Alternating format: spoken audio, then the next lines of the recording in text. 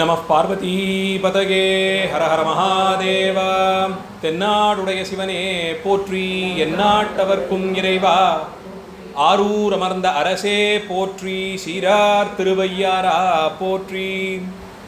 விண்ணாளும் தேவர்க்கும் மேலாய வேதியனை, மண்ணாளும் மன்னவர்க்கும் மாண்பாகி நின்றானை, தன்னார் தமிழளிக்கும் தன்பாண்டி நாட்டானை, பெண்ணாளும் பாகனை பேணுபெருந்துறையில் கண்ணார் கடல் காட்டி நாயேனை ஆட்கொண்ட அண்ணாமலையானை பாடுதுங்கா நம்மானாய். சித்தம் தெளிவீர்கள் அத்தன் ஆரூரை பத்தி மலர்த்தூவ முத்தியாகுமே.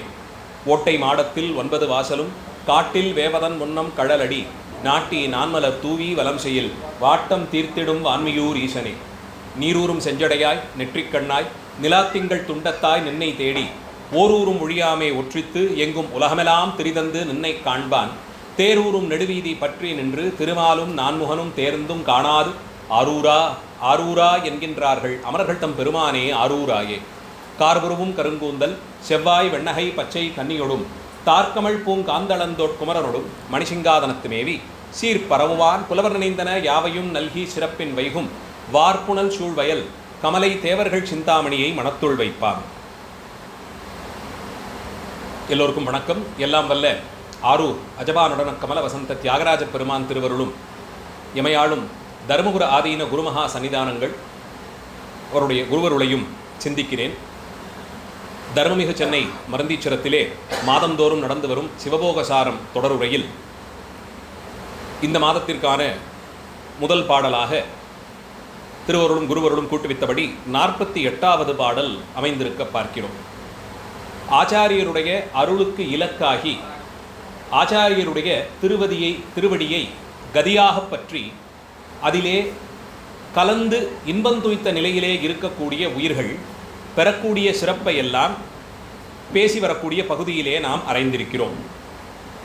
இதற்கு முந்தைய பாடலிலே நானும் சுகவடிவாய் நன்னினேன் நின் அருளால் வானும் சுகவடிவாய் மன்னிற்றே வானும் சுகரூபம் அன்று மனம் தோற்ற நிலம் போல் உன் அகரூபமாட்டே அது என்று இதற்கு முந்தைய பாடலிலே உம்முடைய திருவருளாலே ஆச்சாரியரை பார்த்து சிஷ்யன் சொல்லக்கூடிய பாவனையில் எம்பெருமானே உம்முடைய திருவருளால் அடியேன் சுகரூபம் என்பதினால் இன்பமே வடிவாய் பொருந்தி இருந்தேன். அது அல்லாது கருவிகரணங்களும் கூட இன்பமே வடிவாய் இருக்கும்படியாய் தோன்றின என்று ஆச்சாரியரை பார்த்து மாணவர் சொல்லக்கூடிய வரியாக முதல் 1.5 வரியை சொல்லுகிறார். நானும் சுகவடிவாய் நன்னினேன் நின் அருளால் வானும் சுகவடிவாய் மன்னிற்று. கரணகலேவரங்களும் கூட இன்ப வடிவமாக தோன்ற நான் என்ற பதத்தால் உயிரும் ஆனந்த வடிவமாக சுகவடிவமாக நின்றது என்று சொல்ல, அப்படி இருக்குமாயின் உன்னுடைய கருவி கரணங்கள் இன்ப வடிவமாய் தோன்றுவது பூவினுள்ளே படிந்த காற்று அந்த பூவின் நறுமணத்தை சுமந்து வருவது போல்தானே அன்றி இயல்பிலே அவற்றிற்கு இது போன்ற அனுபவம் துய்த்தல் கிடையாது என்று கூறுகிறார். இந்த விதத்தில் தான் நாம் சரீரத்திலிருந்து அதன் பொருளாக இருக்கக்கூடிய அகத்திலும் புறத்திலும் இருந்து இருக்கக்கூடிய கலேவரங்களிலிருந்தும் கரணங்களிலிருந்தும் உயிரானது வேறுபட்டிருக்கிறது என்பதை அறிந்து கொள்ளுகிறோம். உணர்ச்சியினாலே நாம் அறிந்து கொள்ளக்கூடிய விஷயங்கள், இது இன்பம் துன்பம், ஏதோ ஒரு செய்தியை அனுபவிப்பது எது என்பதை பற்றிய கேள்விக்கு விடை சொல்லும் போதுதான் அது உயிருக்கான தெளிவு என்று ஆச்சாரியர்கள் நிர்வாகம் செய்கிறார்கள். யாரோ ஒருவர் ஏதோ ஒரு நாள் நம்மை ஏதோ கூடாத சொல்லால் வசவு சாற்றிவிட்டு அல்லது கைகளாலேயே ஓங்கி நம்மை நைய புடைத்தார் என்று கொள்வோம். அதனால் ஏற்பட்ட வலி, அது நாவினால் சுட்ட வடுவானாலும் சரி அல்லது கையினால் பொத்தினாலும் சரி, உடம்பையோ அல்லது செவிசுடும் சொல்லாக கேட்ட சொல்லோ உடம்பிற்கு கொடுத்த மாற்றத்தை வலியை மறந்து போனாலும் என்றோ ஒரு நாள் அவர் சொன்ன வார்த்தை மனதினுள்ளே நைய தைத்து அங்கே இருந்து உறுத்தி கொண்டே இருக்கும். அல்லது அவர் நம்மை கையால் புடைத்த அந்த அடியின் வலி உடம்பிலிருந்து நீங்கினாலும் அது ஏதோ சில மணித்துளிகள், சில மணி நேரங்கள், ஓரிரு நாட்கள் கடந்து வந்துடுவோம். ஆனால் அந்த வலியை உள்ளம் ஏற்றிருக்குமே, அந்த வலி அது எப்படி மறக்க முடியும் என்றெல்லாம் நாம் வாதங்கள் கூட செய்வோம். ஆச்சு பல நாள் ஆகிவிட்டதே, என்றோ ஒரு நாள் நடந்ததற்கு இப்போது இத்தனை தூரத்திற்கு நீங்கள் அந்த பகையை கொள்ள வேண்டுமான்னு கேட்டால் மனதினுள்ளே பட்ட அந்த ரணம் அது ஆறவில்லையே என்போம். அப்போது கரணகலேபரங்களுக்கு கிடைக்க பெற்ற அந்த அனுபவம் அவ்வாறு இல்லாமல் போகக்கூடிய ஒரு காலம் வரும். ஆனால் அந்த அனுபவம் உள்ளூர பதிந்து உயிரினிடத்தே ஒரு மாற்றத்தை செய்கிறதே. அப்போது இன்பமும் கூட சரீரத்திற்கு வாய்க்க பெற்றது இல்லை, அது உன்னுடைய உயிருக்கு அனுபவமாக ஏற்பட்டது. அப்போ இந்த உடம்பு அதற்கு துடித்ததே, உணர்ச்சி வசப்பட்டதேன்னு கேட்டால், எப்படி ஒரு பூவை தழுவி வரக்கூடிய காற்று அந்த பூவின் வாசத்தை பெற்று வந்து அது தன் வாசம் போலே காண்பிக்கிறதோ, அதுபோலே இந்த அனுபவங்களால் உடம்பு பெற்ற பயன் உயிருக்கானதாயினும் சுமந்து வந்த காற்று போலே இந்த உடம்பு அதை சில காலம் சுமந்திருக்கிறதன்றி இந்த இன்பமும் சரீரத்திற்கானது இல்லை என்று தள்ளுகிறார். இந்த விதத்திலே தான் மைதுனத்தினால் ஏற்படக்கூடிய அன்பின் வெளிப்பாட்டை கூட சிறப்பாக சொல்லப்படும் இல்லறவியலிலே அது உயிருக்கான பந்தமாக கூட்டுவிப்பதாக கொள்ளுகிறோம். அது சரீரவஸ்தைக்காகத்தான் என்றால் அது தரக்கூடிய இன்பமானது மறைந்துபட்டு போன பிறகு அங்கே இன்பம் இல்லாமல் போய்விட்டதா, அன்பு இல்லாமல் போய்விட்டதான்னா இல்லையே. வயோதிகம் அடையத்தானே இந்த தாம்பத்தியத்திலே ஒரு ஒருங்கு மனப்பான்மையை ஏற்படுகிறது. இப்போ அந்த அன்பு சரீரத்திற்கு வாய்க்கப்பெற்ற இன்பம் என்ற நிலையை கடந்து அந்த இன்ப புணர்ச்சி உயிரோடு கலந்து இரண்டர கலக்கும்படியாய் அந்த இன்பத்தை தூண்டி, அப்போ இந்த உணர்ச்சிகள் இதன் மூலமாக பெறக்கூடிய அனுபவஜனிதமான ஞானம் இது எல்லாம் உயிருக்கானதே அன்றி கரணகலேபரங்களுக்கு இல்லை. அப்படி தெரிவது ஒரு மயக்கம்தான் என்ற அளவிலே சென்ற பாடலிலே கூறியிருந்தார். அதை தொடர்ந்து அடுத்த பாடலில் ஆச்சாரியருடைய திருவடியை இருப்பிடமாக பெற்று அதிலேயே வசிக்கும் காலத்தில் இறைவன் திருவடியை தேடிக்கொண்டே இருந்தேன், அல்லது திருவடியின் தன்மையிலேயே கூடியிருந்த காலத்திலேயே அதை அறியாது இருந்தேன் என்று புலம்பக்கூடியதாய் ஒரு பாடல். ஈசன் அடியில் இருக்கையிலே எங்கெங்கும் ஈசனடி தேடி இளைத்தேனே. இருப்பது எம்பெருமான் திருவடிகளே தான், அதையே கதியாக பற்றி அங்கேயே இருந்த காலத்தில் ஈசனை நான் எங்கே தேடுவேன் என்று அலைந்தலைந்து சுற்றி வந்தேனே. உள்ளுரை பொருளாக நமக்குள்ளேயே எம்பெருமான் தான் கோயில் கொண்டு எழுந்தருளியிருக்க அங்கே உள்ளே வசிக்கும் அந்த பரம்பொருள் வடிவம்தான் நமக்கு உயிருக்கு ஆதாரப் பொருளாகவும் இருக்க அதை உணராதே வெளியே எங்கோ இருக்கிறான் என்று தேடி தேடி அலைந்து இளைத்தேன்கிற பதத்தை பயன்படுத்துகிறார். இளைத்தேன்கிற இளைப்பு நம்ம இதற்கு மேலே செய்ய வேண்டாம்னு மனதை வளைத்து கீழே உட்காந்து வச்சுடும். போரும் ஆகிவிட்டது, எத்தனை காலங்கள், எத்தனை கோயில், எத்தனை தரிசனம் எல்லாம் பண்ணி ஒன்றும் ஆகலேன்னு நம்மை நினைக்க வைத்து விடும். அப்படி இளைப்பு கொள்ளும்படியாக அது ஆறுவதைத்தான் இளைப்பாறுதல்னு சொல்கிறோம். ஓய்வெடுப்பதை இளைப்பு ஆறுதல்னு சொல்வதற்கு காரணம், இளைப்புன்னா உடம்பு படக்கூடிய அந்த வலி, தளர்ச்சி. அந்த தளர்ச்சியுற்று நான் விழுந்தேன். எதனால்? ஈசன் இருக்கும் இடம் ஏதோ என்று தேடி தேடி தேடி இளைத்து தளர்ச்சியுற்று விழுந்தேன். ஆனால் அதுவரையிலும் கூட நான் எம்பெருமான் திருவடிகளிலே தானே இருந்தேன் என்பதை மறந்தவனாய் ஏற்பட்ட அந்த கலக்கத்தை சொல்லுகிறார். ஈசன் அடியில் இருக்கையிலே எங்கெங்கும் ஈசனடி தேடி இளைத்தேனே. பேசரிய பொற்பதத்தான் செங்கமலப் பொற்பாதன் தன்னுடைய நற்பதத்தை காணா முன்னான். ஆச்சாரியர் திருவடியை வந்து அடைந்து சகலவிதத்திலும் வியாபகத்தின் கண்மையினால் சிவபெருமான் திருவடிகளே அவை என்பதை அறியாது ஊர் உலகமெல்லாம் தேடி வந்து விழுந்துபட்டு இளைத்தேனே என்னும்படி சிவாலயங்களுக்கு சென்று தரிசனம் செய்வதை சைவாகமங்கள் நமக்கு விதியாக வைத்திருக்கின்றன. சர்வ நிச்சயமாக விடாது ஆற்ற வேண்டிய கடமைகளிலே ஒன்று சிவாலய தரிசனம். அதனால்தான் நம்முடைய ஆச்சாரிய பெருமக்களும் நித்திய சிவாலய தரிசனத்தை கொண்டிருந்தார்கள். எங்கு சென்றாலும் எம்பெருமானை தரிசிப்பதை கடனாக கொண்டிருந்தார். அதிலும் தத்தம் ஆன்மார்த்த மூர்த்திக்கு இன்னும் ஒரு விசேஷ இடத்தை கொடுத்திருந்தார்கள். ஆன்மார்த்த மூர்த்தின்னா நம்முடைய பூஜைக்கென்று நாம் வைத்திருக்கக்கூடிய பெருமான், அவர்தான் நமக்கு ஆதார பொருள். எந்த திருக்கோயிலுக்கு போய் தரிசித்தாலும் நாம் யாரை ஆன்மார்த்தமாக பாவிக்கிறோமோ அவர் அங்கே இருப்பதாக பாவித்துத்தான் வழிபாடு. அதுதான் இந்த ஆன்மார்த்த மூர்த்தத்துக்கே உரித்தான சிறப்பு. அவர் ஒருவருக்கே ஆளாயினும் போது அந்த திருநாமத்தால் அறியப்படும் பெருமானிடத்தேயே ஆதாரம் கொள்ளும். அதனால் தான் முன்னம் அவனுடைய நாமம் கேட்டாள்னு சொல்லி சிறப்பான அந்த நாமத்திற்கு ஒரு சிறப்பை தருகிறார். ஆரூரன் என்ற நாமத்தை கேட்டுத்தான் அங்கே வசியப்பட்டேன். பின்னை அவன் இருக்கும் ஆரூர மூர்த்தி, அவன் இருக்கும் வடிவம், இதெல்லாம் வண்ணம் எல்லாவற்றையும் ஒவ்வொன்றாக கேட்டறிந்தாள் என்றால் அந்த திருநாமத்தால் அறியப்படும் வடிவத்திலேயே ஈடுபடுதல் தான் அந்த ஆன்மார்த்தத்தின் பேரிலே கொள்ளும் பற்று. அதனால் பார்க்கும் கோயில்களிலெல்லாம் அந்த ஆன்மார்த்த மூர்த்தியே இப்படி நமக்கு தோன்றுகிறார் என்னும்படியாய். அதனால தான் ஞானசம்பந்த பெருமான் உடைய அனுபவத்தில் பல இடங்களிலே சீர்காழி பெருமானை அவர் சிந்தித்து, மதுரையிலிருந்தும் வீழியிலிருந்து காழியை பாடியது, ஆலவாயிலிருந்து காழியை பாடியதுன்னா தனியாக அனுபவங்களே உண்டு. பிரபலமாக அறியப்படும் மண்ணில் நல்ல வண்ணம் வாழலாம் வைகளும் எண்ணில் நல்கதிக்கு யாதுமோர் குறைவிலை கண்ணில் நல்ல குரும் கழுமல வளநகர் பெண்ணி நல்லாளோடும் பெருந்தகிர்ந்ததேங்கிற பதிகத்தை காழி நகரத்திற்கு பாடினாலும், கழுமலமாகிற சீர்காழி தலத்திற்கு பாடினாலும் அதை பாடியது மதுரையிலிருந்து. ஆலவாய் திருத்தலத்தில் இருந்து தான் கழுமல வளநகர் பெருமான் பெண்ணினல்லாளோடு இருக்கக்கூடிய தோணியப்பராக இருக்கும் தன்மையை பாடினார். இதுபோல வீழியிலே இருந்து கொண்டு காழியை பாடியதெல்லாம் உண்டு. நான் ஆன்மார்த்த மூர்த்தம் என்னவானாலும் தோணியப்பர் அதிகப்படியான பதிகங்கள் பாடி எத்தனை எத்தனை ருச்சிகரமான அமைப்புகள் உண்டோ எல்லா அமைப்பிலும் எல்லாம் வைத்து பாடியது தோணியப்பர் பெருமானுக்காக. அந்த விதத்தில் ஆன்மார்த்தமாக இருக்கக்கூடிய பெருமானைத்தான் நாம் முதன் முறையிலே வைத்து பாடுகிறோம். அதனால் எங்கு சென்றாலும் அந்த சிவபூஜையினுடைய வெளிப்பாடாக ஆன்மார்த்த மூர்த்தத்தை அந்தந்த சிவகலைகளிலே நாம் தரிசிக்கிறோம். அதனால் சிவபூஜையும் சிவாலய தரிசனமும் நமக்கு கடமையாக்கப்பட்டது, மாற்று கருத்தே கிடையாது. எதற்கு இதை விவரிக்கிறேன் என்றால், இங்கே கீழே ஈசன் அடியில் இருக்கையிலேயே எங்கெங்கும் ஈசனடி தேடி இழைத்தேனேன்னு சொன்னால் ஆதார பொருளாக எம்பெருமான் இருக்கிறான். அவரை நான் ஆச்சாரியரிடத்தே கண்டேன், ஆச்சாரியருடைய திருவடியே நமக்கு தஞ்சம் என்பதை உணராது இழைத்தேன் என்ற பொருளிலே சொல்ல வருகிறார். ரொம்ப பேர் என்ன நினச்சிக்கிறோம், அப்போ உள்ளுக்குள்ளே தான் பெருமான் இருக்கிறார் என்றால் கோயில்களுக்கு செல்வது எதற்காகன்னு கேட்டுவிடும். அப்படி ஒரு கேள்வி ஒன்று வருகிறது இல்லையா?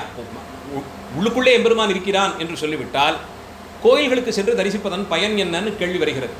உள்ளுக்குள்ளே எம்பெருமான் இருப்பதை முதலில் ஒப்புக்கொண்டு அதன் பிறகு அதை பெருமான் திருவருளால் உணர்ந்து அதற்கும் மேலே அந்த திருவருளாலேயே உள்ளுக்குள்ளே இருக்கக்கூடிய அந்த வடிவத்தை தரிசிக்கும் தன்மைக்கு நாம் பக்குவப்பட்டு விட்டால் அதன் பிறகு கோயிலுக்கு போக வேண்டியதில்லை. அதன் பிறகு கோயிலுக்கு மட்டுமில்லை, எங்கேயுமே போக தோணாது. எங்கே கால் எடுத்து வச்சாலும் அங்கே சுவாமி இருக்கிறாரே, அப்போ எங்கே நான் நடப்பதுன்னு காலை இறுக்கி கொண்டு சமாதி நிலை கூடி அவர்கள் அமர்ந்து விடுவார்கள். அப்படி உள்ளூர இருக்கும் பரம்பொருளை தரிசித்தவர்கள் திருமயிலையிலே வாயிலா நாயனார் அப்படித்தான் செய்தார். அவர் புராணமே ரொம்ப சங்கிரகமாக பாடி முடிச்சுடுவார். சில பாடல்கள் தான் என்ன பண்ணினார்னா, மயிலாப்பூரிலே ஒரு தோப்பிலே அமர்ந்தார், கபாலீச்சரத்து பெருமானை மனதினுள்ளே கண்டு தியானித்தபடியே இருந்தார். அப்படியே சிவகதி கூடினார், அவ்வளவுதான். நின்றவூர் பூசலார், திருநின்றவூர் பூசலார் நாயனார் மனதிலே கோயில் கட்டி எழுப்பினார். என காரணம் உள்ளுக்குள்ளே பெருமான் இருப்பதை தரிசித்தார். இப்படி பெருமானை உள்ளூர தரிசித்தவர்களுக்கு கோயில் தரிசனம் முதலியவைகள் அவசியமில்லை என அவர்கள் கோயிலாகவே இருந்து விடுகிறார்கள். நடமாடும் கோயில் என்று திருமூலர் அழைத்த வடிவத்திலே அவர்கள் தோன்றுவதனால் தனியே போய் அவர்கள் கோயில் தரிசனம் எல்லாம் செய்ய வேண்டியதில்லை. ஆனால் மூவர் முதலிகள் அதை கடைபிடித்ததற்கு காரணம் இவர்கள் காட்டிக் கொடுத்த வழியிலே தான் நாம் நடக்க முடியுங்கிறதுக்காக. இவர்களும் இல்லாமல் அந்த உபதேசத்தை செய்யவில்லை என்றால் ஞானசம்பந்தர் உற்ற அந்த செம்மையான ஞான பதத்தில் அப்படியே அந்த பிரம்மதீர்த்த குளத்திலேயே அமர்ந்தவர் அத்தனை பதிகங்களையும் பாடியிருப்பார். அந்தந்த தலத்து எம்பெருமான் அவருக்கு வந்து தரிசனம் கொடுத்து பாடி பதிகம் பெற்று சென்றிருக்கலாம். ஆனால் சுவாமிகள் பிஞ்சு பாதங்கள் நோக திருத்தலங்கள் தோறும் எழுந்தருளினாரே. காரணம் என்னன்னா, அவர் சென்றாரோ நாமும் அந்த தலங்களுக்கெல்லாம் போகிறோம். குறைந்தபட்சம் சுவாமிகள் தரிசனம் பண்ணினாருங்கிறதுக்காகவாது பாடல் பெற்ற தலங்கள், ஓ இங்கே தான் பொற்றாளம் பெற்றாரா, இங்கே தான் முத்துச்சிவிகை பெற்றாரா, இங்கே தான் முத்துப்பந்தர் கிடைத்ததான்னு தேடி தேடி ஒவ்வொரு தலத்தையும் தரிசிப்பதற்கு காரணம் சம்பந்த பிள்ளையார் தாம் வாழ்ந்த காலத்தில் தம் தாமரைத்தா திருத்தடிகளை அந்த தலத்திலே ஊன்றினாரே. பாடல் பெற்ற தலம்னு அதற்கு ஏத்தனை சிறப்பு தரும். நாம் இருக்கக்கூடிய இந்த திருத்தலத்திற்கு பக்கத்தில் இருக்கக்கூடிய சுவாமி சன்னதியை 1400 ஆண்டுகளுக்கு முன்பாக சம்பந்த பிள்ளையார் எழுந்தருளி வினாவுரை பாடியும் பெருமானை பதிகத்தமிழில் வைத்து பாடியும் கொண்டாடி இருக்கிறார். இங்கே அடிக்கும் கடலலையை பாடுகிறார், இந்த வீதிகளை பாடுகிறார், இங்கே இருந்த மாதவி கொடியை பாடுகிறார். அவ்வளவு சிறப்பு. அப்பர் பெருமான் உழவாரத்தோடு வந்து தங்கி இருந்து இங்கே திருமணத்தில் தங்கி தொண்டாற்றினார், பெருமானை பதிகத்தால் பாடி துதித்திருக்கிறார் என்னும் போது இப்படிப்பட்டவர்கள் எல்லாம் வந்து தம் திருவடி பதிந்த இடம்ங்கிறதுக்காகத்தானே இந்த தலத்திற்கு இவ்வளவு சிறப்பு தருகிறோம். பாடல் பெற்ற தலம் அதை உயர்த்தி கொண்டாடுவதற்கு காரணம் நாம் உயிரினும் மேலாய் கருதக்கூடிய ஆச்சாரிய பெருமக்கள் எழுந்தருடைய சிறப்பினாலே. அதனால் இவர்கள் அதை கடைபிடித்தார்கள். அதனால் இவர்கள் தலங்கள் தோறும் எழுந்தருளி அதை சிறப்பு செய்து, இல்லைன்னா நமக்கு பதிகங்களும் கிடைத்திருக்காது, தலங்களும் கிடைத்திருக்காது. அதனால் தாம் இதை செய்தது. மாணிக்க வாசகரை தடுத்தாட்கொண்ட பிறகும் இங்கே இருத்தியதற்கு காரணம் என்ன? திருவாசகம் தலைக்கட்ட. ஒரு சிவபுராணம் ஒன்று போதுமா நமக்கு? 51 தலைப்புகளிலே பாடணும், இன்னும் கோவையும் பாடணும். இதையெல்லாம் பாடி அவர் ஆற்றிய தொன்று. அதனால் இன்று வரையிலும் 1100 ஆண்டுகளாகி இன்னும் திருவாசகத்தை உயிராக நாம் கடைபிடிப்பதற்கு காரணம் பெருமான் அதன் வழியே நின்று நம்மிடத்தே பேசுகிறார். மனதில் எழுந்த ஒரு கேள்விக்கு தோராயமாக ஒரு பக்கத்தை திருப்பினால் அந்த பக்கத்திலே எழக்கூடிய பாடல் வரிகளின் மூலமாக எல்லாம் வல்ல பரம்பொருள் நம்மிடையே பேசுகிறார். அப்படி ஒரு திருவாசகத்தை தருவதற்காக மாணிக்க வாசகரை இங்கே சில காலம் இருத்தினான். அவர்களெல்லாம் அடைந்த ஞான நிலையில் பொருந்தாது புவியிலே இருந்து தாங்கள் பட்ட கஷ்டத்தை பொருட்படுத்தாது பதிகம் பாடி நமக்கு பெரிய ஒரு சிவஞான செல்வத்தை சேகரித்து கொடுத்து சென்றிருக்கிறார்கள். அப்படியெல்லாம் அவர்கள் செய்வதற்காக இங்கே இருத்தினான் எம்பெருமான். அதனால் அவர்கள் கோயில் தரிசனங்கள் எல்லாம் செய்தார்கள். அப்போ உடம்பு சிவாலயம் என்று பக்குவ நிலை ஏற்படும் தனையிலும் கோயிலுக்கு சென்று தரிசித்து வர வேண்டியது தான், அது கடமை தான். அந்த நிலையும் கடந்து அதனினும் மேம்பட்டதான ஒரு கதி ஆச்சாரியர் திருவடியை தஞ்சமாய் பற்றி அதுவே சிவபெருமானுடைய பாதங்கள் என்ற பணிவிலே அந்த திருவடிகளிலேயே பொருந்தியிருப்பது. பேசரிய பொற்பதத்தன் செங்கமல பொற்பாதன் தன்னுடைய நற்பதத்தை காணா முன்னான். பெருமானுடைய வியாபகத்தன்மையை அறிந்து கொள்ளாது அத்தனை பொருளிலும் உள்ளும் புறமும் இரண்டும் நீக்கமர நிறைந்திருப்பவன் எம்பெருமான் என்ற பரிபக்குவம் ஏற்படாதே காலத்தை கழித்தே. சிவபெருமானிடத்தே கொள்ளும் அன்பிற்கு உயரிய உதாரணம் எம்பெருமான் எல்லா உயிர்களிடத்தேயும் இருக்கிறார் என்பதை உணர்வது. அப்போது தான் அந்தந்த உயிர்களிடத்தே சிவபெருமானிடத்தே வைக்கும் அன்பை நாம் காட்ட முடியும்.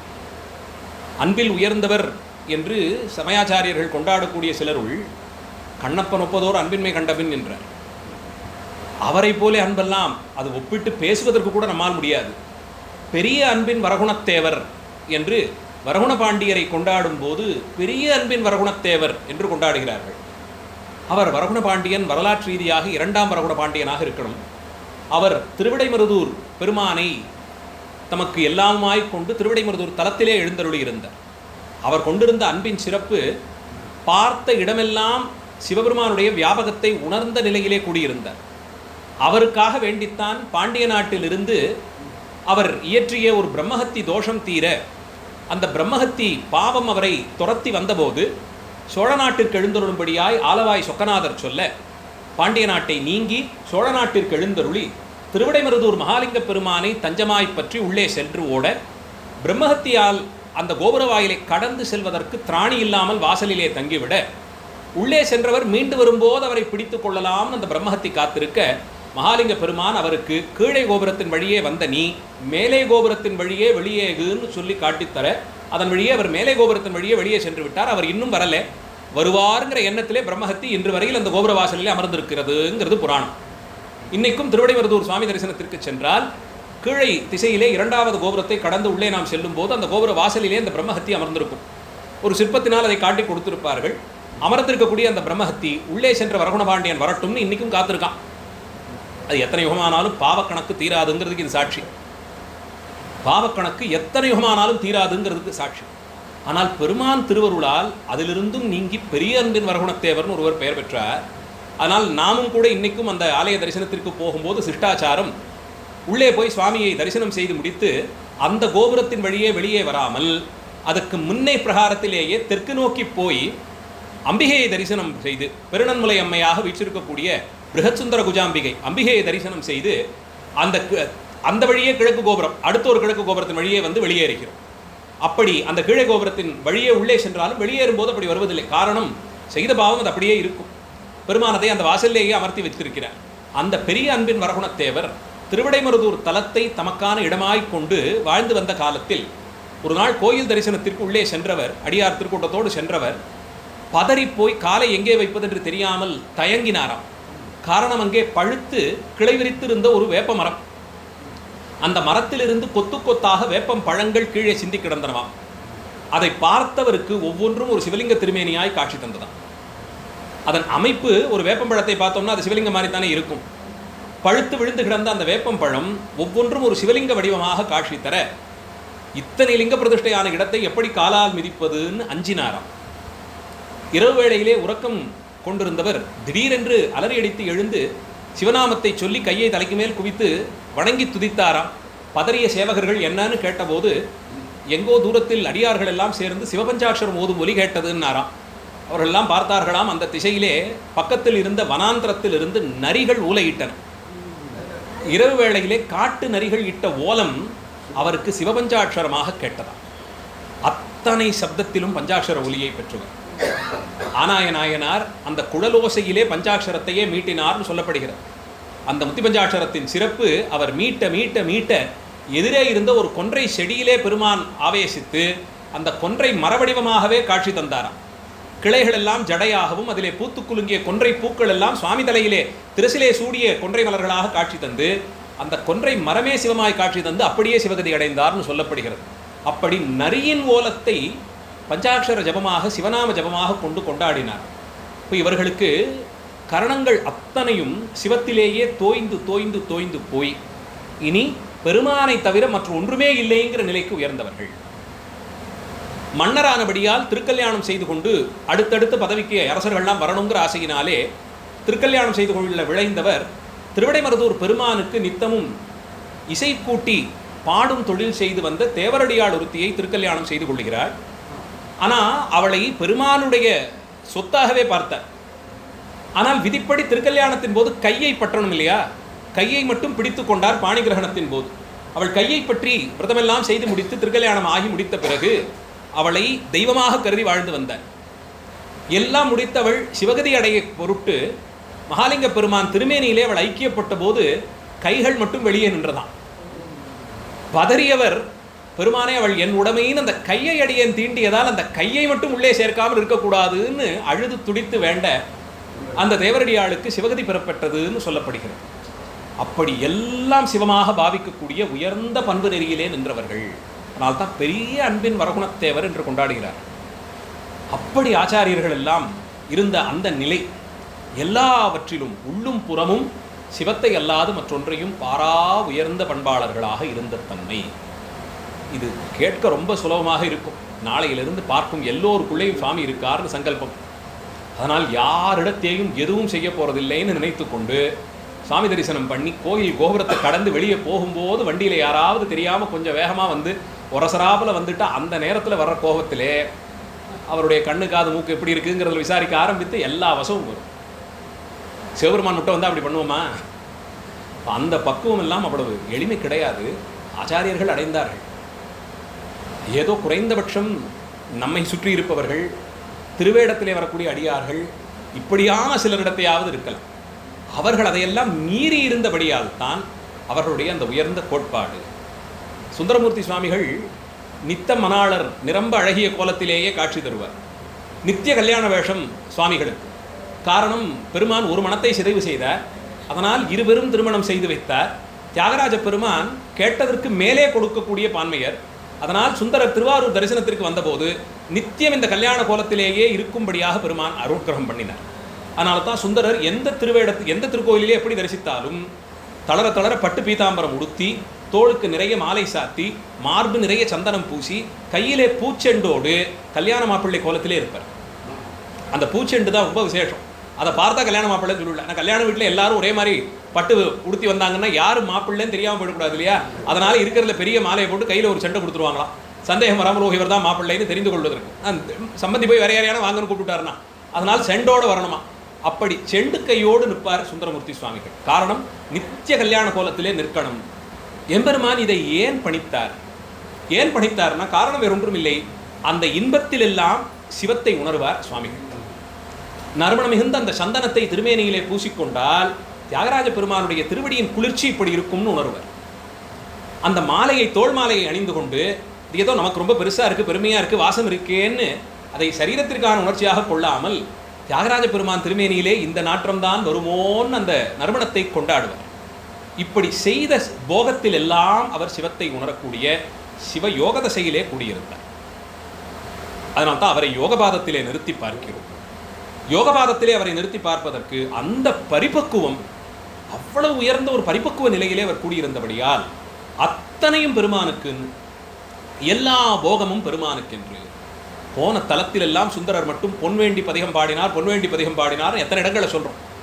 திருப்புகலூரிலே பாடுகிறார், திரு பாச்சிலாசிரமத்திலே பாடுகிறார், திரு நாகைக்காரோணத்தில் கேட்கிறார், மற்றபடிக்கு திரு முதுகுன்றத்திலே பிரார்த்திக்கிறார். எத்தனை தலங்கள். அதுவும் பாச்சிலாசிரமத்திலே இதையெல்லாம் தரலன்னா இறைவனோ நீர்னு கேட்குறார். நீர் என்ன சுவாமி அடியார் ஒருவர் கேட்டு கொடுக்கலன்னா என்ன சுவாமி நீர்னு எல்லாம் கேட்குறார். கடைசி பாட்டில் முடிக்கும் போது நீரே இறைவன் சொல்லிடுவார். ஆனால் அடியார்களிடத்தை எப்படி செய்ய வேண்டும், எப்படி நடந்துக்கணும்னு பெருமானுக்கு பாடம் எடுப்பார். இப்படி பொண்ணும் பொருளும் கேட்பது தானோ நாகை காரணத்திலே ரொம்ப வேடிக்கையாகவே கேட்டிருப்பார்.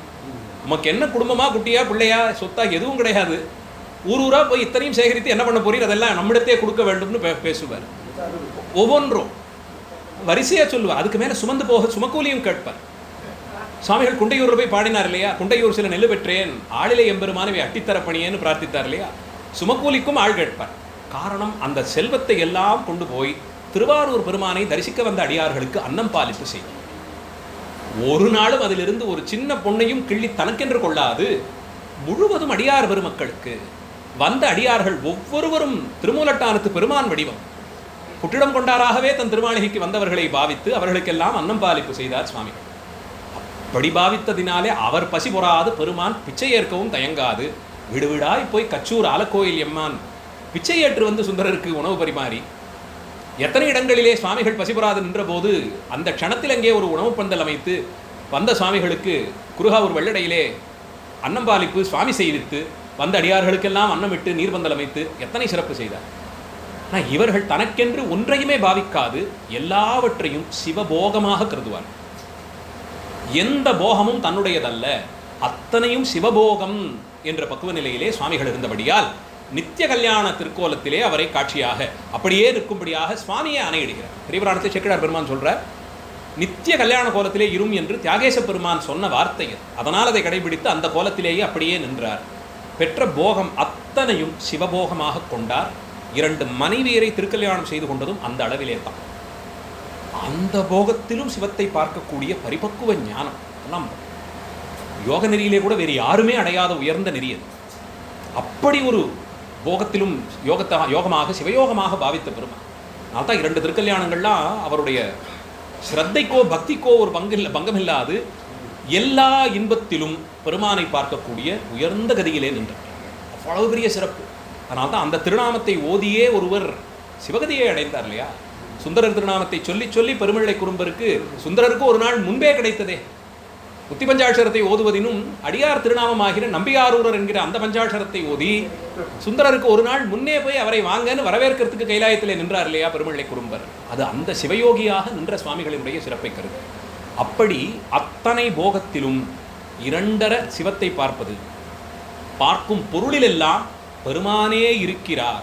உள்ளும் புறமும் 2லும் பெருமான் இருக்கிறார். 2லும் பெருமான் இருக்கிறார் என்று பார்க்கும்படியாய் ஒரு ஒரு ஒரு கண் பார்வை இருக்கு.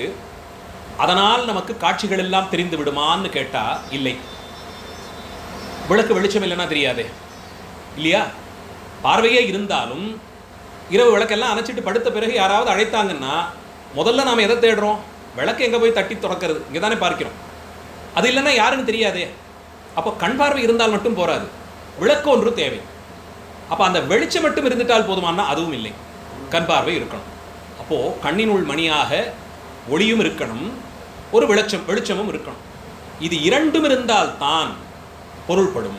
இல்லைன்னா அந்த விஷயத்தை நாம் பார்க்க முடியாது. அந்தபடிக்கு நான் என்ற தன்மையிலே உணர்ந்தேன் என்று இல்லாது சிவபெருமானுடைய அருளால் உணர்ந்தேன் என்ற நிலையிலே எல்லாவற்றிலும் சிவத்தை பார்த்து. எதுக்கு சொல்கிறேன்னா, நாளையிலேருந்து எல்லாத்துலையும் நான் சிவத்தை பார்க்க போகிறேன்னு நினச்சோம்னா அப்போ தான் இன்னும் சோதனைகள் அதிகம் வரும். தற்போதத்தால் அடையக்கூடியது இல்லை. இது தற்போதத்தால் விளையக்கூடியதே கிடையாது, ஒரு காலத்திலும் நடக்காது. நான் இதை செய்கிறேன்னு எண்ணப்பட்டுட்டாலே சிவத்திலிருந்து நான் வேறுன்னு நினச்சிட்டேன். என்னுள்ளே பெருமான் இருக்கிறார், நானே அவருக்கு ஆட்பட்டவன் என்ற எண்ணம் வராத போது மற்றவற்றுள் இருக்கும் பெருமானை எங்கே இருந்து பார்க்குது? இப்போ நான் செய்கிறேன் என்ற தற்போதத்திற்கு இங்கே இடமே இல்லாதபடி பெருமானை சிந்தித்தல். அப்போ என்ன பண்ணலாம்? நாம் இந்த நிலைக்கு உயர என்ன செய்யலாம்? பெருமானிடத்தை விண்ணப்பம் வைக்கலாம். அத்தனை இடத்திலும் சர்வ வியாபகராய் வியாபகத்துவம் என்ற உங்களுடைய உயர்ந்த குணத்தின் பொருட்டு தாங்கள் நீக்கமர உள்ளும் புறமும் எல்லா பொருளிலும் இடம்பெற்றிருக்கக்கூடிய உயர்ந்த கதியை அடியனுக்கு காட்டித்தாருங்கள்னு வேண்டி கேட்டுக்கொள்ளலாம். அதை வேண்டுமானால் கேட்கலாம். அதுதான் நம்மாலே ஆகக்கூடியது. இந்த பக்குவ நிலையைத்தான் ஆச்சாரியர் திருவடி சம்பந்தத்தால் பெற முடியும் என்று காட்டுகிறார். அந்த பக்குவ நிலையை குருவருளால் அடைய முடியும் என்று காட்டுகிறார். ஈசன் அடியில் இருக்கையிலே எங்கெங்கும் ஈசனடி தேடி இளைத்தேனே. பெருமானுடைய திருவடிவாரத்தை, ஆச்சாரியருடைய திருவடியை திருவருளால் பெற்று அந்த குருவடிவிலேயே பெருமானை பாராது, ஆச்சாரியர் ஒருத்தர் இருக்கார், அவர் காட்டி கொடுத்தார், ஆனால் இப்போ நான் சிவாலயம் தோறும் போய் சுவாமி தரிசனம் செய்து வர விழைகிறேன் என்று இழைத்தேனேங்கிறார். ஏன்? ஆச்சாரியர் இருந்த இடத்துல இருக்கிறார், குறையே இல்லை, அந்த திருவடியிலே எப்போதும் இருப்பதற்கு குறையே இல்லை. ஆனால் அதை விடுத்து தற்போதத்தால் மாலும் நான்முகனும் காண்பறியதோர் பொருளை நான் காண்கிறேன்னு புறப்பட்டு போய் தேடி தேடி இழைத்து விழுந்தேனே. இழைப்புத்தானே மிஞ்சியது. ஏன்? தற்போதத்தால் செய்தது. திருக்கோயில் யாத்திரை எல்லாம் மேற்கொள்ளக்கூடிய சில அடியார்கள் எந்த திட்டமும் வகுத்து கொள்ளாமல் யாத்திரை செய்பவர்கள்லாம் உண்டு. சமீபத்திலே தில்லை தரிசனத்தின் போது ஒரு அடியாரை சந்தித்தது. தரிசித்த போது அவர் அடியனை காணொளிகள் எல்லாம் பார்த்திருப்பதினாலே வந்து வார்த்தை சொல்லி கொண்டிருந்தார். அப்போது அவரிடத்தே அவருடைய ஊர் காரியக்கிரமம் எல்லாம் கேட்டபோது அதிர்ந்து போனேன். சம்பந்த பிள்ளையாருடைய பதிகப் பெருவழியிலிருந்து தொடங்கி இருக்கிறார். ஒவ்வொரு தலமாக சுவாமிகள் சென்ற அதே வழியில் பெரியபுராணத்தில் என்ன சன்னதியிலே என்ன பாடினார், என்ன தரிசித்தார் என்று சேக்கிழார் பெருமான் வரிசைப்படுத்தியிருக்கிறாரோ அந்த காட்சிகளும் கிடைக்குமான் அந்த ஊரை தேடி தேடி பார்த்து ஒவ்வொரு தலமாக நடந்து தரிசிப்பதுன்னு சங்கல்பம் பண்ணிட்டு வர. நடந்து தரிசனம் செய்வதுன்னு ஒரு சங்கல்பம். அடியனுக்கு உடனே வார்த்தை, இது கூடும்னு நினைக்கிறீங்களான்னு கேட்க தோணியது. இது ஆகக்கூடிய காரியமா, எதுக்கு இப்படி சிரமப்படுறீர்கள்னு கேட்க தோணியது. ஆனால் நாம் யார் அதை நிர்ணயம் பண்ணுறதுக்கு? பெருமாள் திருவருள் விளக்கம் இருந்தால் ஏதோ ஒரு விதத்தில் எப்படியோ கூடுமே. அப்போ அவர் சொன்னது எந்த ஏற்பாடும் மணிக்கணக்கிலோ நாள் கணக்கிலோ செய்து கொள்வதில்லை. இன்னைக்கு ராத்திரிக்குள்ளே அங்கே போய் தங்கிடணும், அங்கே தங்குறதுக்கு ஒரு ஏற்பாடு பண்ணிவிட்டேன், 9 மணிக்கு அவங்க எனக்கு உணவெல்லாம் எடுத்து வச்சுடுறேன்னுட்டாங்க, போனேன்னா எனக்கு சாப்பாடு இருக்குங்கிற சங்கல்பம் கிடையாது. அப்படி கொள்ளாது சென்று கோவிலே பார்த்து ஆச்சாரியர்களிடத்தை ஏதாவது வேண்டி கேட்டு ஏதான முடியுமா, இந்த மாதிரி யாத்திரையாக வந்திருக்கேன்னு சொல்லி அவர்கள் கொடுத்ததை உண்டு. அங்கே அன்றிரவு எங்கேயான அவர்கள் காட்டி கொடுக்கக்கூடிய இடத்தில் கையை தலைக்கு வைத்து உறங்கி மாத்து வஸ்திரமாக இருக்கக்கூடியதை கொண்டு மறுநாள் ஸ்நானம் செய்து அனுஷ்டானம் செய்து அந்த திருக்கோயிலை தரிசனம் செய்து கொண்டு மேலே யாத்திரை இப்படி செய்து வருகிறார். இந்தபடிக்கு யாத்திரை, இப்படி ஒரு யாத்திரை. அதிலே சம்பந்தர் ஏதான தலத்துக்குள்ளே நுழையவில்லை, எல்லையிலே நின்று பாடினார்னா இவர் எல்லையிலேயே நின்று தரிசனம் செய்து கொண்டது. இதையெல்லாம் சங்கல்பமாக செய்து அடியார்கள் தரிசித்து வருகிறார். காரணம் என்னன்னா, நான் இந்த முடிவெல்லாம் பண்ணி வச்சுட்டேன், 8 மணிக்கு சொல்லிட்டேன், கோயிலில் தரிசனத்துக்கு சொல்லிட்டேன், போனேன்னா அங்கே சிவாச்சாரியர் காத்துக்கிட்டு இருப்பார், போனோம்னா அவரோட நேராக உள்ளே போகிறோம், தரிசனம் பண்ணுறோம், முடிச்சிடுறோம், மத்தியானத்துக்கு சாப்பாட்டுக்கு அவரே ஏற்பாடு பண்ணிட்டார். அவர் வீட்டில் என்னன்னு கேட்டுவிட்டேன், இதெல்லாம் இருக்குதுன்னு சொல்லிட்டார். அதெல்லாம் போய் உட்காந்து சாப்பிட்டு முடிச்சு ஓய்வு எடுத்துக்கிட்டு இந்த திட்டத்தை எல்லாம் வகுத்து கொண்டு ஆலய தரிசனம் என்று சென்றால் அது தவறான்னு கேட்டால் நம்மால் அதெல்லாம் அவ்வளவு சுலபமாக அந்த பக்குவ நிலையெல்லாம் வராது. அந்த பக்குவ நிலையெல்லாம் அவ்வளோ சுலபமாக வராது. ஆனால் அவரை போல் இல்லைன்னாலும் இன்னும் அநேக அடியார்கள் திருவாரூர் தேர் திருநாள், தில்லை ஆனி மார்கழி தரிசன திருநாட்களுக்கெல்லாம் வரக்கூடியவர்களை பார்க்கும்போது பொருளாதார நிலையிலும் மிகவும் பின்தங்கியவர்களாக ஏதோ கிராமாந்திரத்திலிருந்து சின்ன குழந்தைகளை எல்லாம் அழைத்து கொண்டு வீட்டிலே அம்மா மனைவின்னு பெண்களையும் கூட்டிக் கொண்டு 3-4 பேருந்துகள் மாறி கொஞ்ச தூரத்துக்கு நடந்து அடுத்த ஊருக்கு ஏதோ ஒரு ரயிலை பிடித்து எங்கே தங்க போகிறோம் தெரியாது, சுவாமி கோயில் இருக்கே, எவ்வளோ பெரிய கோயில் இருக்கே, நமக்கு இல்லாமல் என்னன்னு எங்கோ இடம் கிடைக்கும் இடத்திலே படுத்து ஏதோ மடத்திலே இடக்கூடிய அன்னத்தை உண்டு தேர் திருநாள் தரிசனம் செய்து கொண்டு பெருமானுடையே 2 நாட்கள் 3 நாட்கள் தங்கி இருந்து கமலாலயத்திலே குளித்து பார்த்த இடத்தில் படுத்து தூங்கின்னு அவர்கள் செய்யக்கூடிய அந்த தரிசனம் தான். அதெல்லாம் இந்த ஜென்மாவில் அடியனுக்கெல்லாம் வர்றதுக்கு வாய்ப்பு இல்லை. கூடுமா? அது கை குழந்தைகளை கொண்டு போய் அவர்கள் கோயில் வளாகத்தில் படுத்துக் கொள்ளலாம், என்ன குறை? படுத்துக் கொள்ளலாமே. கமலாலயத்திலே ஸ்நானம் பண்ணுறதுக்கு தானே குளங்கள் இருக்குது.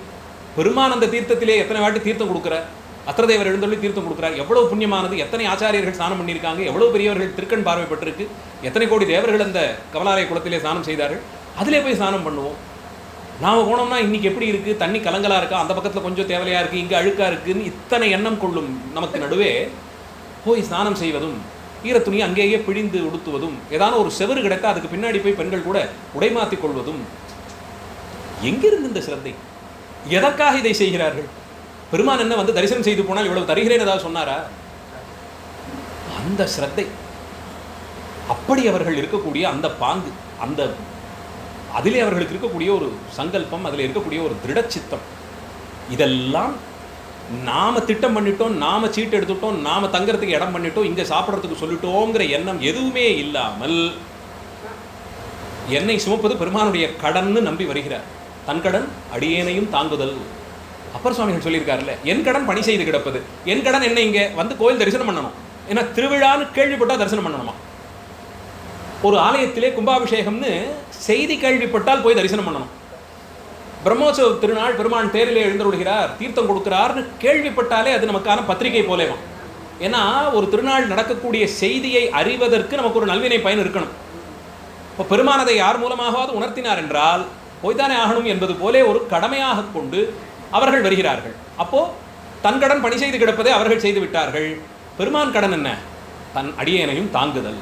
தாங்குறாரே, தாங்காமல இத்தனை பேர் வந்து தானே சிரமப்பட்டா போனாங்க. ஒவ்வொரு திருநாளுக்கும் எத்தனை ஆயிரம் பேர்கள் இது போலே வருவது. கோயில் பிரகாரமெல்லாம் படுத்து தூங்குறாங்கல்ல, எங்கிருந்து வருகிறார்கள்? எத்தனை திருமடங்கள் திறந்து எத்தனை மாகேஸ்வர பூஜை நடந்தாலும் எவ்வளவு அன்னம் கொடுத்தாலும் வாங்கிக் கொள்வதற்கு ஆட்கள் எங்கிருந்து வருகிறார்கள்? அந்த எண்ணத்தோடு திருடச்சித்தத்தோடு பெருமான் என்னை பார்த்து கொள்வாங்கிற எண்ணத்தோடு தானே வராங்க. 2 நாள் விடுப்பெடுத்தால் அவர்களுக்கு ஒரு துல்லியமான தொகை அதிலே பிடித்தம் கூட ஆகலாம். அந்த மாத சம்பளத்திலே பிடித்தம் கூட ஆகலாம். பெறக்கூடிய சம்பளமே சில ஆயிரங்கள் இருந்தால் அதிகம். இதை துச்சமாக கருதி வந்தார்களே, எத்தனை சிறப்பிந்தடியார்களே. அப்போ இவர்களைப் போலே தற்போதம் அழிந்து தரிசிப்பவர்களுக்கு பெருமான் தன்னைத்தானே தெளிவாக காட்டி தருகிறார். அந்த தற்போத நிலையெல்லாம் அதனால் நாளிலிருந்து இதை நான் கொள்ளுவேனான்னா அடியனால் சொல்லத்தான் முடியும், இதை அனுபவித்தேன்னு பேசத்தான் முடியும். நாளைக்கு திருவாரூர் தரிசனம் போகலாமான்னு கேட்டால் முதல்ல முறை பார்க்கிற ஆச்சாரியருக்கு அழைத்து அவர்கள் நாளைக்கு நீங்கள் இருப்பீங்களா, எத்தனை மணிக்கு வரலாம், இப்போ ஏதாவது ஒரு உற்சவமாக கூட்டம் எப்படி இருக்கும், இதெல்லாம் கேட்டுக்கிட்டு தானே அடியரும் திட்டமிடுவது. யாரையும் குறைய சொல்கிறதுக்கு இல்லை, இவ்வளவு தான் நம்மால் முடிஞ்சது. ஆனால் அங்கே பக்குவ நிலை அப்படி இருக்குது. நாம் வருவதற்கு நாம் என்ன பெருமானிடத்தை விண்ணப்பமாக வைக்கலாம். இப்படி ஒரு பக்குவத்தை அடியனுக்கு பெற்று தருவாயோன்னு விண்ணப்பமாக வேணுமானால் வைக்கலாம். ரொம்ப கடினம் அதெல்லாம். இவர்கள் அந்த நிலையிலே தற்போதம் அழிந்து பெருமானை தரிசிப்பவர்கள். அதனால்தான் ஆச்சாரியருடைய திருவடி நிழலிலே அண்டியிருந்த காலத்திலேயும் நான் என்ற தன்மையினால் ஈசன் அடியில் இருக்கையிலே எங்கெங்கும் ஈசனடி தேடி இளைத்தேனே. ஆச்சாரியர் சிவமாய் கூடியிருக்கக்கூடிய நிலையில் அவர் திருவடியை கதி என்று பற்றியிருந்த நான் அங்கே இருந்த காலத்திலேயும் எங்கே ஈசன் என்று தேடி தேடி இளைத்து. இது எப்படின்னா, தண்ணீரிலே தங்கியிருக்கும் ஒருத்தன் தாகத்திற்காக எங்கே தண்ணீர்னு தேடியது போலேன்னு. நாம் தண்ணீரினுள்ளே அழுந்து இருக்கிறோம் என்ற தெளிவே இல்லாத ஒருவன் பெருவிடாய் வந்தபோது தண்ணீருக்குள்ளேயே இருப்பவன் அதையே பருகலாம்ங்கிற எண்ணம் வராதபடிக்கு அறியாமை கண்ணை மறைக்கும் விதமாக. ஏன்? தற்போதத்திலே என்ன தற்போதம்? தேடி நான் பெற்றேன், தேடி நான் அடைந்தேன் என்பது அது தற்போதமாக மறைந்து விடுகிறது. ஈசன் அடியில் இருக்கையிலே எங்கெங்கும் ஈசனடி தேடி இளைத்தேனே. இருக்கையிலேன்னு ஒரு ஏகாரம் வைக்கிறார் இல்லையா? அப்போ அவ்வளவு நெருக்கமாக அதிலேயே இருந்த போதும் கூட தேடி இளைத்தேனேன்னு அங்கே ஒரு ஏகாரம் வைக்கிறார் இல்லையா? அது விழுந்துட்டேன், பாதாளத்துக்கு விழுந்தேன். எத்தனை தூரத்திற்கு அடியனுடைய அறியாமை. பெருமானுடைய வடிவமாகவே ஆச்சாரியர் இருக்க, அவர் திருவடியிலேயே கதியாக நான் கிடக்க, அவரை விடுத்து நான் ஈசனடி வேறெங்கோ என்று தேடி தேடி இளைத்தேனே என்றபடிக்கு. நான் தான் திருமாலுக்கு கூட திருவடி தரிசனத்தை தற்போதத்தால் விளைந்தபடியால் காண்பித்து தரவில்லை. நான் பார்த்து வருகிறேன்னு வராகவதாரம் பண்ணி தன் கொம்பின் பலத்திலே வைத்த நம்பிக்கையை பெருமான் திருவடிகளிலே வைத்திருந்தால் என்றோ காட்டி கொடுத்திருப்பார். வராக வடிவம் எடுத்து தன்னுடைய கூர்மையான கொம்பின் பலத்தால் பள்ளம் செய்து கொண்டே போய் பெருமான் திருவடியை நான் பார்த்து விடுவேன், போட்டியிலே ஜெயித்து விடுவேன்னு எண்ணம் கொண்ட வராகத்தின் கொம்பு தேய்ந்து தேய்ந்து போனதாம். நுனி மழுங்கி போக அங்கேயே கொஞ்ச நாள் உட்கார்ந்துடுவாராம். சில வருஷங்கள் அந்த கொம்பு மறுபடியும் முளைச்சிடும், அப்புறம் மறுபடியும் தேடுவாராம். இப்படி யுகக்கணக்கிற்கு தேடினானாம் திருமால். யுகக்கணக்கிற்கு தேடினான். தேடி தேடி தேடி என்ன பண்ணினார்? கடைசியில் ஒன்றும் ஆகல.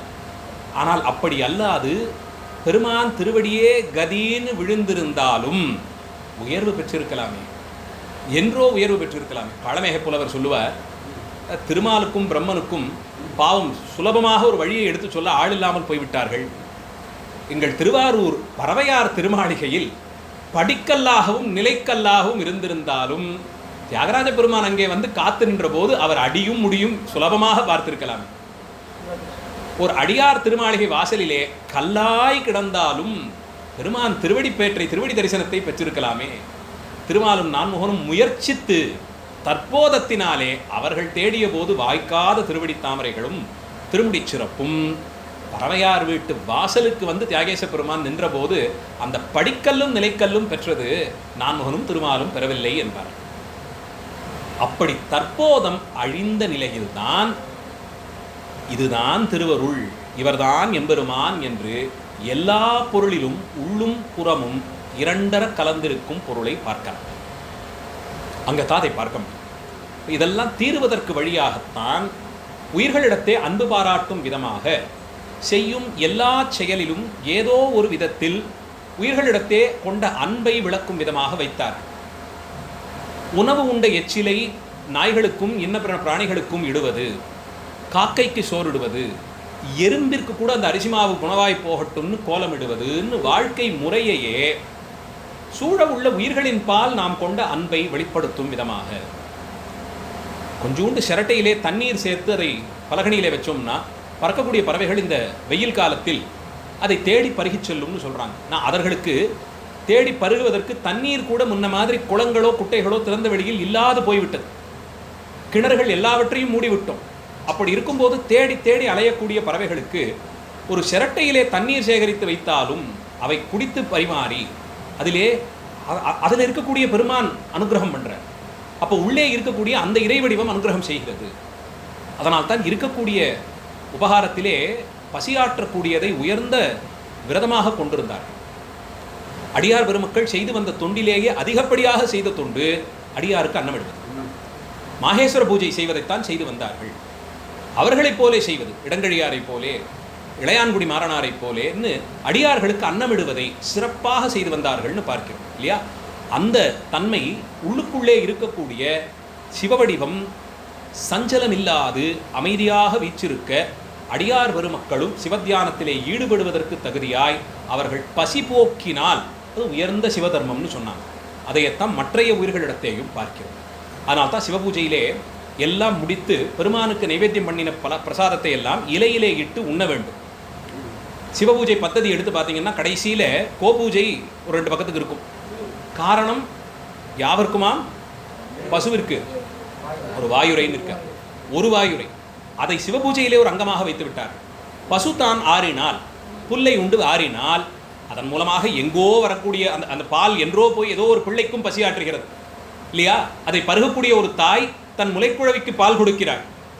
இப்படி மறைமுகமாக பல உயிர்களும் ஜீவிக்கக்கூடிய சிறப்பை பசுக்கு இருப்பதினால்தான் இருக்கக்கூடியவற்றுள் பசுவுக்கு பூஜை செய்து பசுத்தான் பசியாறினால் மறைமுகமாக இன்னும் அநேக ஜீவராசிகள் பசியாறும்னு கொள்ளுகிறோம்.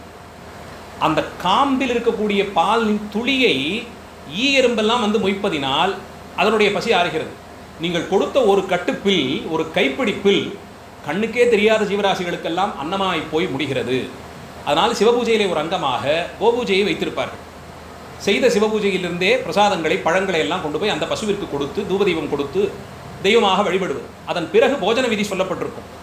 இலை பரப்பி விதிப்படி திசை பார்த்து உட்கார்ந்து பலகாரங்களை எல்லாம் பரப்பி அன்னத்தை எல்லாம் பரப்பி பருப்பு நெய்வுகள்லாம் பரப்பி சாப்பிடணும். அதுக்கு முன்னாடி குவிக்கப்பட்டிருக்கக்கூடிய அன்னத்திலிருந்து ஒரு கைப்பிடி அன்னத்தை எடுத்து சிவலிங்கம் போலே பிடித்து இலையின் வலது மேல் நுனியிலே வைத்து அதிலே கொஞ்சம் கறி வகைகளை பருப்பு வகையும் சேர்த்து வைத்து அதை சிவலிங்கமாக பாவித்து அவருக்கு நைவேத்தியமாக இதெல்லாம் கொண்டாருங்கிற பாவனையிலே சாப்பிடுகிறோம். சாப்பிட்டு முடித்து இலையிலே எதுவும் இல்லாமல் முழுக்க சாப்பிடணும். இலையிலே அப்படியே வைப்பதே மகாபச்சாரமாக சொல்லியிருக்கு. இலையிலே அன்னம் தண்டமாகவே கூடாது, வீணாகக்கூடாது, கூட இருக்கவே கூடாது. இந்த லிங்கமாக பிடித்து வைத்தோம் இல்லையா, அது மட்டும் இருக்கணும். அதை கொண்டு போய் இலையை வெளியே தள்ளும் போது மண்ணுக்கு கீழே வசிக்கக்கூடிய ஜீவராசிகள் அதை உண்டு பசியாகும். இப்படி கண்ணுக்கு தெரியாத ஜீவனிலிருந்து மண்ணுக்கடியே வாழும் ஜீவன் வரையில் எல்லாவற்றிற்கும் பசியாற்றக்கூடிய ஒரு பாங்கினை உண்ணும் உணவிலே அந்த பழக்கத்தில் கூட கொண்டிருந்திருக்கிறோம். இதன் மூலமாக அதனுள்ளே இருக்கக்கூடிய பெருமானுக்கு ஒரு பூஜையாக அப்படி ஒவ்வொரு உயிருக்கும் இருக்கக்கூடிய சிவவடிவத்தை பார்க்கக்கூடிய பக்குவத்தை இந்த அன்பு பெற்றுத்தரும். இந்த காக்கை வந்து நாளைக்கு நம்மகிட்ட நன்றி சொல்லிட்டு போகுமா? எச்சில் உணவு உண்ட நாய் நன்றின்னு சொல்லிட்டு போக போதா? அது ஏதோ இருக்கக்கூடிய நன்றி விசுவாசத்துக்கு நம் காலை சுற்றி இருக்கும். மற்றைய பறவைகள் மிருகங்கள் எல்லாம் நன்றி சொல்லி போகுமானா ஒன்றும் இல்லை. ஆனால் அதன் உள்ளே இருக்கக்கூடிய சிவம் அதனுடைய தன்மையை நாம் உணர்ந்தோங்கிற கதிக்கு கொள்ளுவார். அப்படி அத்தனை உயிர்களிடத்தேயும் இரண்டர கலந்திருக்கக்கூடிய தன்மையை உணர ஆச்சாரியர் திருவடி சம்பந்தம்.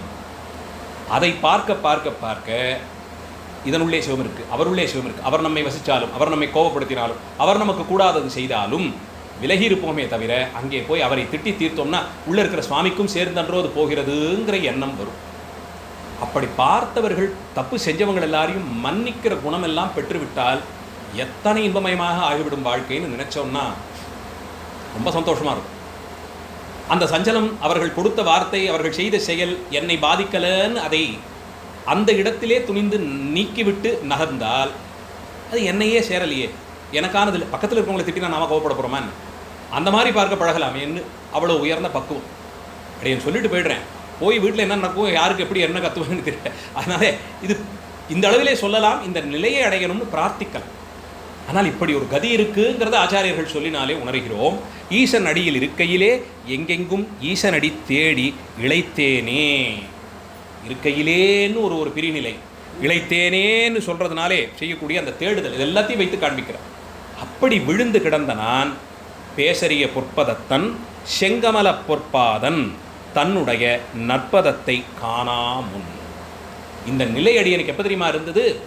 பேசரிய சொற்பதத்தன். யாரை பார்ப்பதற்கு முன்னாடி தெரியுமா அப்படின்னு கேட்டுட்டு, சுவாமி யாரை தரிசிப்பதற்கு முன்பாக இந்த நிலை இருந்தது, எப்போது மாறியதுன்னு கேட்டால் அவரை பற்றி பேசணும்னா வார்த்தைகள் இல்லையே. என்னுடைய ஆச்சாரியருடைய பெருமையை எப்படி நான் பேசி முடிப்பேன்?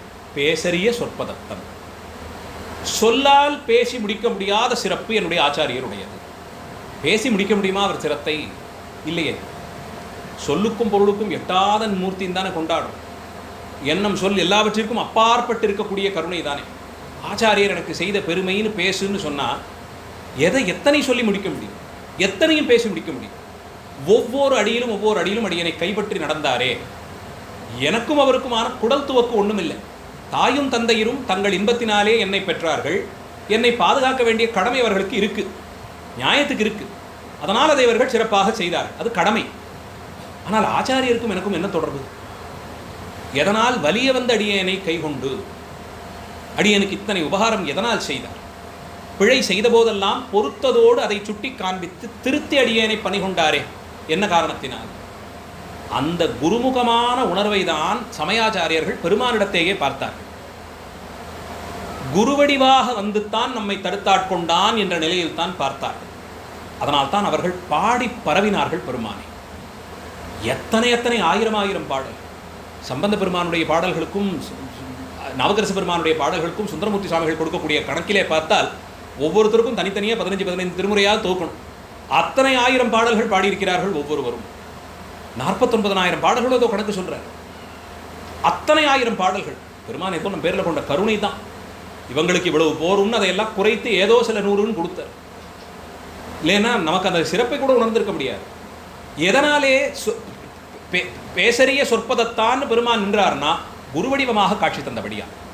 தாயும் தந்தையும் என்ற நிலை தாண்டி ஆச்சாரிய ஸ்தானத்திலே பெருமானை தரிசித்தார்கள். அதனால்தான் தோடு கூற்று பித்தா இந்த 3ம் குருவணக்கம்னு எடுத்துக்கிட்டாங்க. முதல் 3 பதிகங்களும் குருவணக்கம்னு எடுத்துக்கிட்டாங்க. அது நேரடியாக ஆச்சாரியர்களுக்கு வந்தனமாக செய்தது.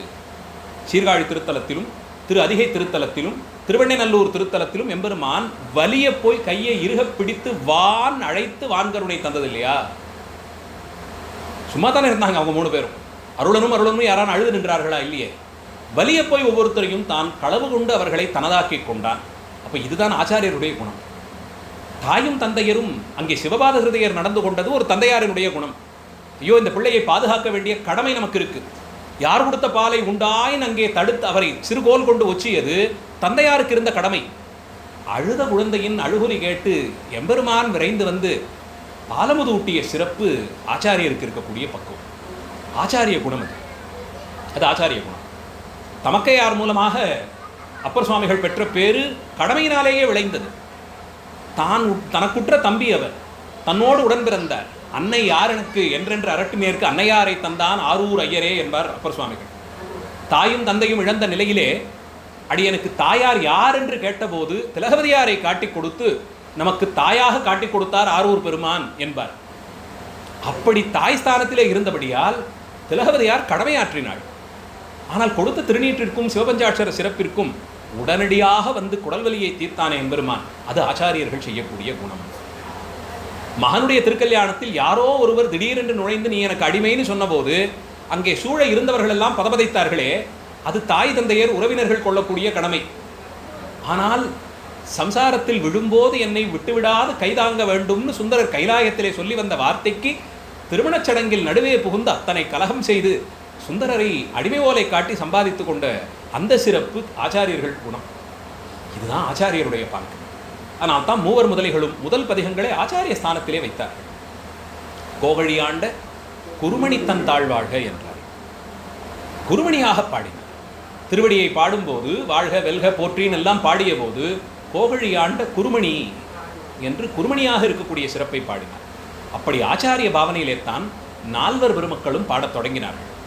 ஏன்னா தாய் தந்தையரோ பெருமானோ கூட செய்யாத சிறப்பை ஆச்சாரியர்கள் எளிமையாக செய்து தருகிறார்கள்.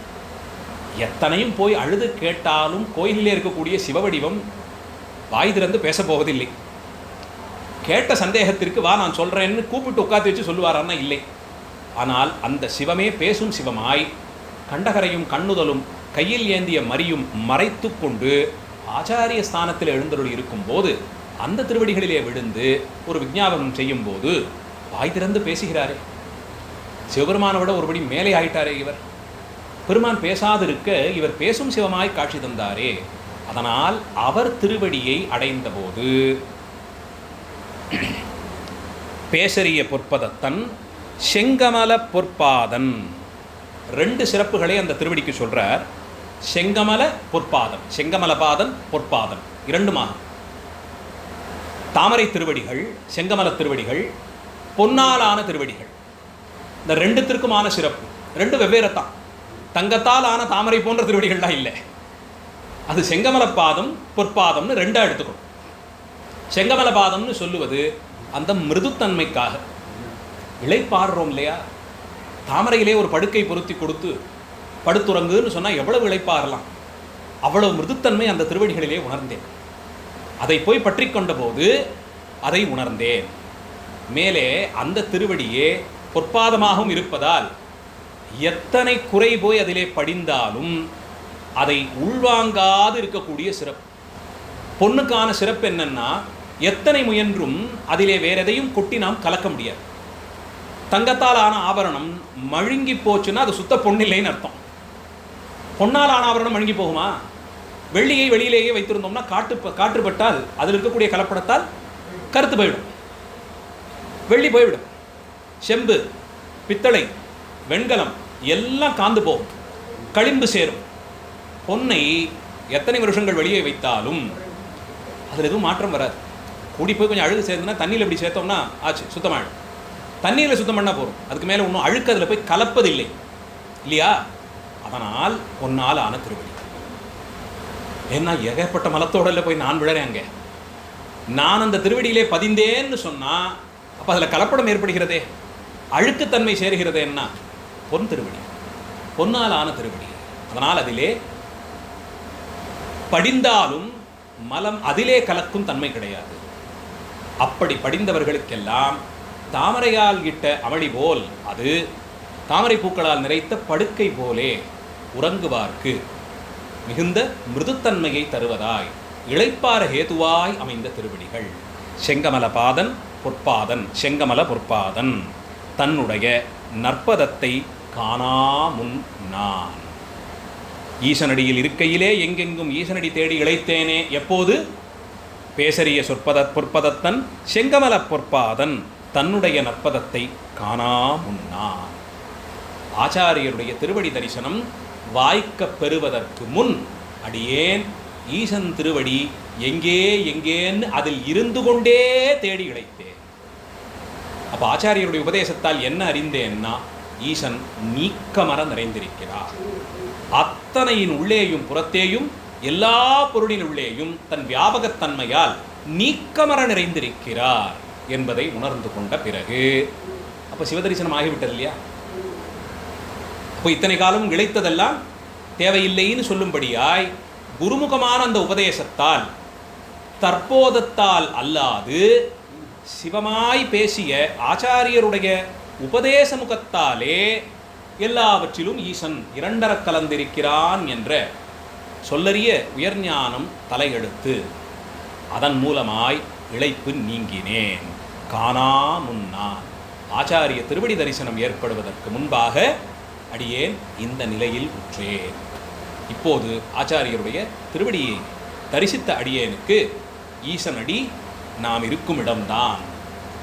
எனக்குள்ளே இருந்து உயிருக்கு ஆதாரப் பொருளாய் தானே ஆனந்த வடிவமாய் இன்பமே வடிவாய் தான் ஆடிக்கொண்டே கழிக்கிறான். அம்பலமாவது உள்ளுக்குள்ளே இயங்கிக் கொண்டிருக்கக்கூடிய 1000 இதழ் கொண்ட தாமரைத்தான். அதனுள்ளே ரகசியமாய் இருப்பது இதுவரையில் அடியேன் கண்டறியாத சிற்பர ஜோதியாய் விளங்கும் பெருமான் தான். அவருடைய ஆனந்த வெளிப்பாடு அங்கே அவர் ஆடக்கூடிய சதானந்த நிறுத்தம்தான்.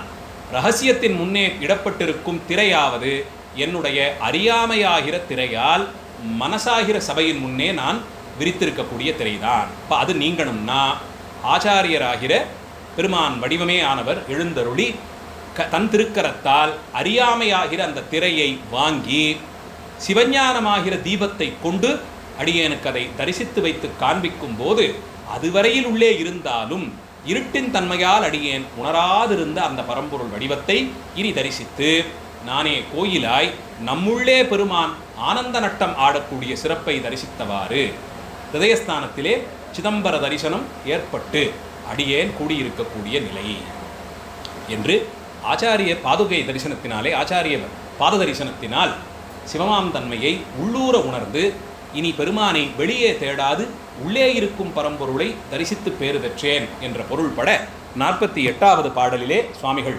பாடுகிறார். ஈசன் அடியில் இருக்கையிலே எங்கெங்கும் ஈசனடி தேடி இழைத்தேனே, பேசறிய பொற்பதத்தன் செங்கமல பொற்பாதன் தன்னுடைய நற்பதத்தை காணா முன்னான். இதே கணக்கில்தான் பிற்காலத்திலே வந்த அருளாளர்களும் கூட ஔவையாரிலிருந்து, அருணகிரி பெருமானிலிருந்து, தாய்மானவ சுவாமிகளிலிருந்து, குமரகுருபரிலிருந்து அத்தனை பேரும் குருஞான சம்பந்தர் இந்த பாடலிலே சொன்ன அதே கண்டத்திலே நின்றார்கள். அதே ஸ்ருதியிலே அப்படியே நின்று குருமுகமான உபதேசம், குருமுகமான உபதேசம், குருவடிவாகி குவலையந்தன்னில் ஔவையார் பாடுறாங்க இல்லையா? குரு தரிசனத்தை தான் மீள மீள கேட்பார் அருணகிரி பெருமான். மீண்டும் மீண்டும் குரு தரிசனத்தை தான் கேட்பார் சிவபெருமானிடத்தில். பரமகுருவாகி வந்து குருநாதனாகி வந்து முருகப்பெருமானை சிவகுருநாதனாகவே தான் பாவித்து குருவாய் வந்து நம்மை தடுத்தாட்கொள்ள வேண்டும். குருவாய் வருவாய் அருள்வாய் புகனே என்ன உயர்ந்த நட்பேற்றை சிவஞானத்தை குருவடிவிலே இருந்து வழங்க வேண்டும் என்றுதான் பிரார்த்தித்தார். ஏன்னா பெருமானிடத்தே போனால் எப்படி பார்த்தாலும் கணக்கு புத்தகத்தை எடுன்னு சொன்னார்னா அதில் இருக்கக்கூடிய கணக்கிற்கெல்லாம் நமக்கு எந்த காலத்திலும் கதிப்பேருக்கு வாய்ப்பே கிடையாது. ஒவ்வொன்றா சொல்லி காமித்தார்னா, ஏன்னா வினைக்கணக்கை தீர்க்கணுமே. அதனால் குருவடிவாக போகும்போது ஆச்சாரிய ஸ்தானத்திலே அதை நீக்கும்படியாக செய்து அந்த க்ஷணப்பொழுதிலே நீங்கி ஞானசம்பந்தர் அழுதார். குரு தரிசனத்தால் அப்படியே நீங்கியது. அப்பர் பெருமான் பலிபுறாது அழுதார். குரு தரிசனத்தால் அங்கேயே அப்படியே நின்றது, ஞானமே வடிவானார். சுந்தரமூர்த்தி சுவாமிகள் அந்த இடத்திலே அழுதார். அவருடைய அந்த அழுகையும் அதோடு நின்றது. சகலத்திலும் சிவதரிசனம் அவர்களுக்கு வாய்க்கப்பெற்றது. நாமும் அழுது கொண்டு தான் இருக்கிறோம். அந்த அழுகையை குருவடிவாக இருந்து எல்லாம் வல்ல தியாகேச பரம்பொருள் நமக்கும் நீர்த்து போகச் செய்து சிவஞானம் தலையெடுத்து சிவானந்தத்தை உள்ளிருந்து ஊட்டி அருள வேண்டும் என்பதை அடியார் பெருமக்கள் சார்பாக பெருமானுடைய சொற்கரிய பொற்பாதத்திலே, பேசரிய பொற்பாதத்திலே, செங்கமல பொற்பாதத்திலே வேண்டுதலாக வைத்து அந்த அளவில் நிறைவு செய்கிறேன். மூர்த்தி எல்லாம் வாழி, எங்கள் மோனகுரு வாழி, அருள் வார்த்தை என்றும் வாழி, அன்பர் வாழி பராபரமே. எல்லாம் ஸ்ரீ தியாகராஜ கிருபை. ஸ்ரீ தியாகராஜ மகாராஜோ விஜயதி. ஆரூரா தியாகேசம். நன்றி, வணக்கம்.